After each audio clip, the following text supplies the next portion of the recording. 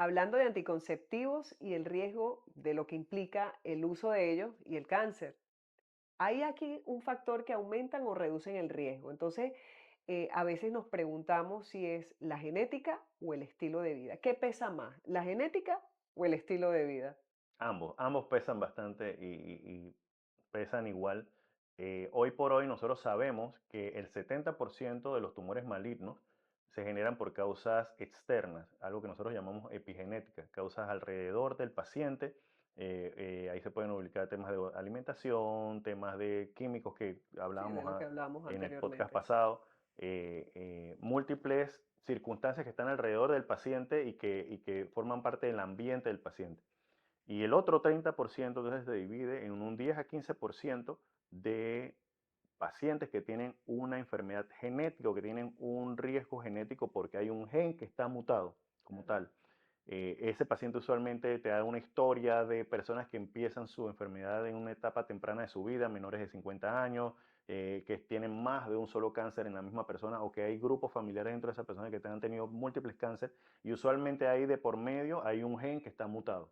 Hay otro grupo de pacientes que representan también como un 15 o un 20%, que son pacientes que no tienen un gen mutado, pero hay una predisposición. Y cuando tú exploras la historia del paciente familiar, te das cuenta que hay muchos cánceres alrededor de la familia, que hay muchos temas relacionados a tumores, enfermedades germinales o enfermedades Sí. hematológicas, y te dices, oye, este paciente tiene un pool de cáncer muy grande. Entonces, esa sería la forma en la que se dividen como las causas del cáncer. Ya te digo, cuando un paciente tiene una enfermedad genética y podemos demostrarlo a través de pruebas moleculares que ya le estamos realizando, obviamente le ofrecemos, digamos, cuáles son las alternativas para disminuir el riesgo en ese tipo de cáncer.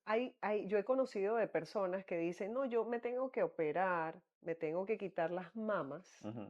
porque tengo un alto porcentaje de padecer cáncer de mamas. Todavía no tienen la enfermedad, pero deciden realizarse este tipo de procedimiento. ¿Le ha pasado? ¿Lo ha escuchado? Sí, de hecho, en el entrenamiento que te mencionaba en el podcast anterior conversábamos Sí. cuando yo estaba en Estados Unidos y un día operaban a un paciente que no tenía enfermedad como tal y le estaban quitando el estómago.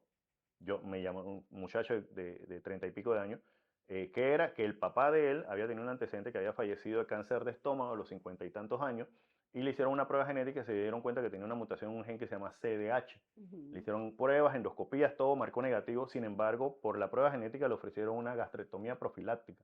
Le Wow. quitaron el estómago y cuando estaban haciendo la evaluación de patología encontraron que tenía ya enfermedad temprana en el tejido del estómago. O sea, ya estaba empezando a desarrollarse el cáncer. Entonces, Wow. hasta allá lleva este tema de la medicina personalizada.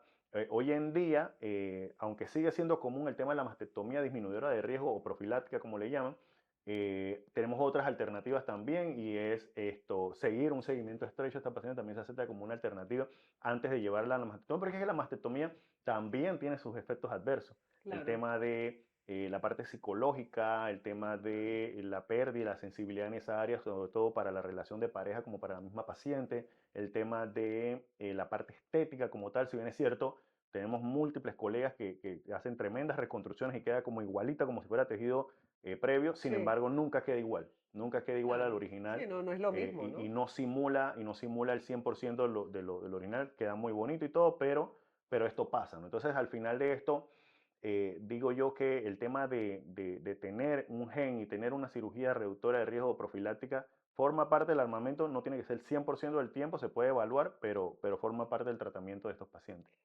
A veces pensamos que el hecho en sí mismo de que algún familiar tuvo la enfermedad y que nosotros la tenemos presentes también la puede atraer más y nos llega, porque eso también es lo que uno escucha en las personas. Oye, Claro, pero ¿por qué piensas en eso? Te va a dar, no pienses tanto en eso. claro. Yo creo que forma parte de sí estar como alerta en el sentido de que, oye, si yo tengo familiares que han tenido esta enfermedad, tú sabes, voy a cuidarme la comida, voy a Claro, cuidarme esto. Si el destino, Dios o como quieras llamarlo, te pone esa prueba en algún momento, bueno, aceptarla y luchar contra ella, pero no vivir en el otro lado desde la ansiedad, desde el alarmismo, porque digo, si lo sientes, obviamente hay profesionales que nos ayudan a lidiar con eso, claro. pero no vivir como en esa zozobra, en esa incertidumbre, porque eso nos lleva inclusive probablemente a trigar ese botón que nos puede llevar entonces a Pero esa sí en enfermedad. definitiva puede activar algo. Claro, claro, a través del cortisol, las vías conocidas del estrés crónico y demás, ¿no? Bueno, y para finalizar este episodio, si nos referimos al estilo de vida, obviamente ya sabemos que es hacer ejercicio, pero ¿qué actividades físicas son mejores que otras? ¿Cuál sería la recomendación? Ya sabemos que deberíamos evitar tomar alcohol, el tabaco, etcétera. Sí, el estilo de vida y en específico, que es lo que más me gusta a mí, que es la medicina del estilo de vida, que es una de las especialidades que hemos desarrollado. Nosotros desarrollamos un programa de hecho se llama SAFE, que involucra 6 pilares dentro del estilo de vida. Todos esos 6 pilares acompañados de su evidencia científica y por qué y qué tenemos que hacerlo y de qué forma. Te doy algunos ejemplos, por ejemplo, en el tema de la alimentación. Hoy por hoy sabemos que la dieta que tiene más cantidad o contenido de sustancias vegetales o de origen orgánico son las que producen más beneficios para el paciente, hablando de no específicamente vegetariano o vegano, pero una dieta más dirigida hacia la parte de vegetales, frutas y demás con respecto a sustancias cárnicas o proteínicas. Sabemos hoy en día, por ejemplo, en el tema del ejercicio, la Organización Mundial de la Salud lo recomienda entre unos 20 a 30 minutos de actividad física, no ejercicio, actividad física diaria. Porque el ejercicio, que a mí me encanta, by the way, el ejercicio obviamente para mí es un ahorro, el ahorro muscular y todo, para cuando estemos un poquito mayores, tener nuestros músculos y podernos seguir desplazando. Sí, La como el actividad seguro. física sí es algo que debe estar en nuestro diario vivir. ¿Qué es? La actividad física es dejar el auto un poquito más lejos del hospital y caminar hacia o nuestra oficina y caminar hacia nuestra oficina unos 5 minutos, regresar esos otros 5 minutos, en casa, en vez de subir por el ascensor y por la escalera, un par de pisos, 5 minutos Sí, más, ya van 15 y al final completar esos 25 a 30 minutos de actividad física diaria durante nuestro sí. diario vivir permite que nuestro cuerpo se mantenga vivo, movimiento. Movimiento es sinónimo de vida.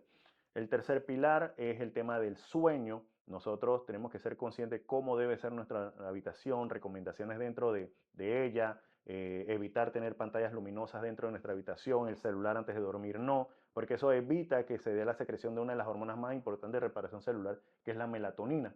Entonces, eso, por ejemplo, en el cuarto del sueño, en cuanto al manejo del estrés, que es otro de los pilares, cómo lograr dominar la ansiedad y el estrés, Sí. introspección, qué situaciones me ponen incómodo, cómo evitar estas situaciones, cómo afrontar estas situaciones y qué técnicas tengo yo para relajarme. Hay múltiples, grounding, meditación, yoga, Mindfulness. etcétera, etcétera. Inclusive Claro. la actividad física ahí como ejercicio, ahí sí nos ayuda mucho. Boxeo, pesas, correr, natación. Son múltiples actividades que nos ayudan entonces a controlar el tema del estrés. El otro pilar relacionado a las sustancias tóxicas de nuestro diario vivir que hablábamos hace un ratito. Así Nosotros es. sabemos que el alcohol, sabemos que el tabaco, pero hay otras sustancias alrededor que inclusive en nuestro hogar la encontramos a diario y tenemos que tratar de disminuirla para disminuir ese riesgo. Sí. Y la última y no menos importante que es la interacción social. ¿Por qué? La interacción social lleva sobre todo al estímulo endorfínico. Muchas endorfinas circulantes aumentan el bienestar del paciente, con lo cual los niveles de cortisol, los niveles de catecolamina disminuyen y permiten que ese paciente tenga un sistema inmune Ujú. más activo. Entonces, esos 6 pilares basan la medicina, el estilo de vida y conllevan entonces lo que es un riesgo tangible y científicamente comprobado de disminución de riesgo en el cáncer o de aparición del cáncer y otras enfermedades cardiovasculares y demás. Todo esto que me ha dicho me lleva a pensar de que mi práctica diaria es ser feliz. Claro, claro.